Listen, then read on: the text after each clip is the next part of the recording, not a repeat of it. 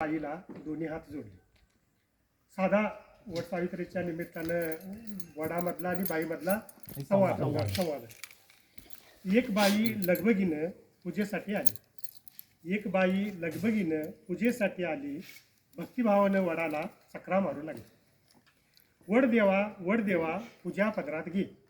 वडदेवा पूजा पदरात घे. जन्मोजन्मी पुन्हा मला हाच पती दे. आश्चर्यानं वडाने विचारलं, हाच पती पाहिजे? काही म्हण बाई, तुला खरंच मानलं पाहिजे. त्यावर बाई काय म्हणाली, काय करणार वडदादा, खूप विचार केला. हाच नवरा राहू दे म्हणून आतून आवाज आला. त्यावर तो वड म्हणाला, एवढं दुर्गुण असून सुद्धा याचीच निवड केली म्हणून माय मला तुझी फार दया आली.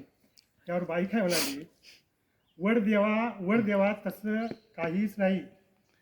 असं नाही की आमचं बिलकुलच पटत नाही.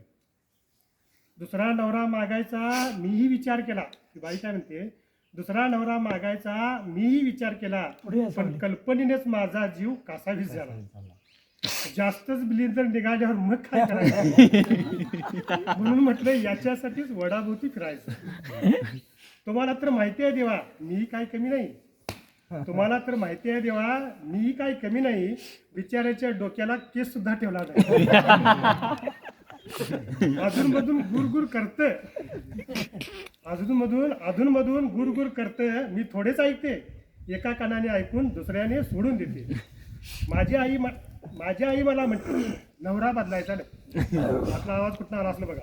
माझी आई मला म्हटली, नवरा बदलायचा नाही. एवढा बावळट माणूस तुला कुठंच मिळाला.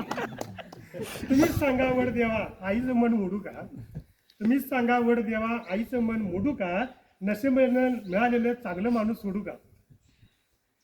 वयोवृद्ध झाडानं पण गडगडाटी हास्य केलं. वड म्हणाले, बाई तुला दोन्ही हात जोडले.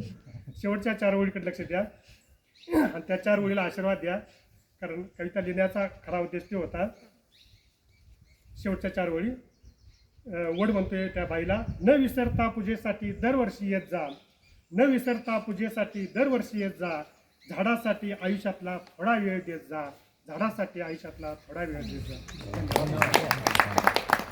मस्त